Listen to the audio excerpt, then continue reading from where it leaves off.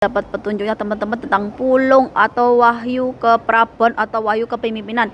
Dan wahyu ini atau pulung ini adalah kebaikan ataupun bersih, putih yang dari Tuhan Yang Maha Esa. Yang artinya apa?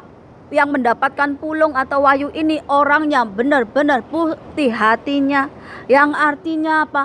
Memang dia itu punya ketulusan hati.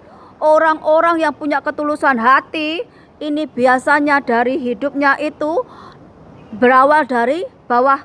Biasanya mengalami yang namanya penderitaan, kesengsaraan, dibully, dihina, dicaci maki, apapun itu. Karena apa?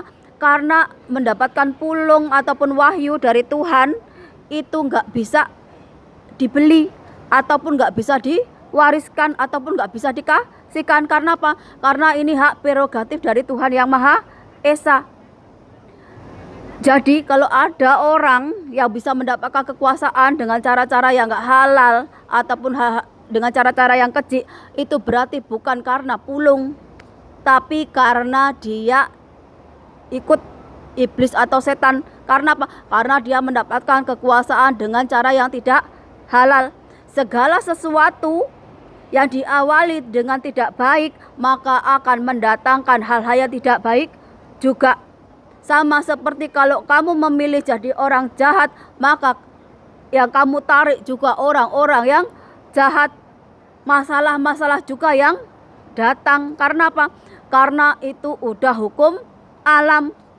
Kalau kamu itu mau menarik hal-hal yang baik yang datangnya dari Tuhan, entah itu jodoh, rezeki, kemakmuran, kejayaan, kekuasaan, berarti kamu harus jadi orang baik dulu. Yang diubah apa? Diri kita sendiri. Karena apa? Karena kita nggak bisa mengubah orang lain, tapi kita bisa mengubah diri kita sendiri. Kita itu nggak bisa menghapus yang namanya kejahatan, tapi kita itu bisa membuat hukum untuk ibaratnya kejahatan itu bisa ditekan atau yang artinya apa? Bahwa kita itu punya kemampuan yang diberi Tuhan untuk mencegah yang namanya kejahatan angkara murka. Kenapa nenek moyang kita itu kalau orang jahat diibaratkan buto cakil, rahwana, buto ijo, itu melambangkan apa? Melambangkan kejahatan, sifat-sifat manusia yang tamak, yang rakus, yang hidupnya aja cuman bikin kerusakan.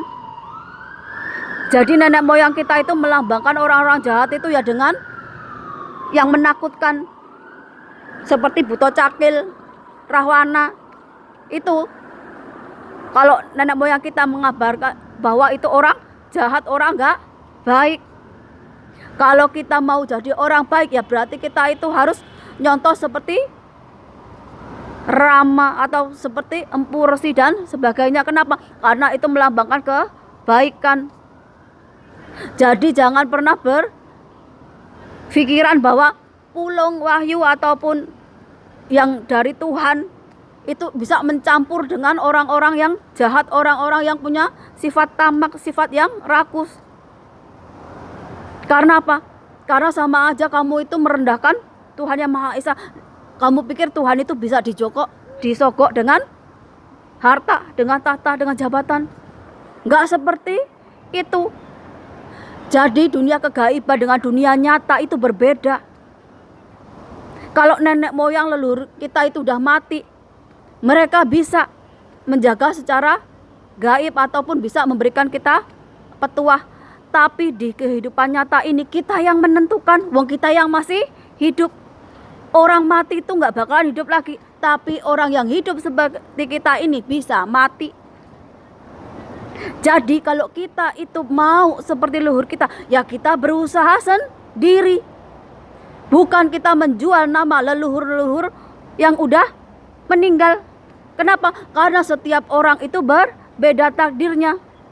Kalau bapaknya atau mbahnya dulu presiden, belum tentu anak cucunya sekarang itu bisa jadi presiden atau ratu atau raja. Kenapa? Karena takdirnya, karena keilmuannya, karena hatinya, karena perbuatannya belum tentu bisa sama seperti leluhurnya. Jadi kalau kalian mau menggantungkan harapan, menggantungkan pada Tuhan, bukan menggantungkan pada leluhur yang udah gak ada. Itu yang namanya kalian itu menyembah kuburan. Berdoanya ke kuburan, minta berkatnya ke kuburan. Tapi lupa kalian berdoa sama yang di atas, berdoa sama Tuhan. Bahwa apa? Bahwa orang yang udah gak ada, orang yang udah mati, itu juga ciptaan Tuhan. Apalagi kita yang hidup.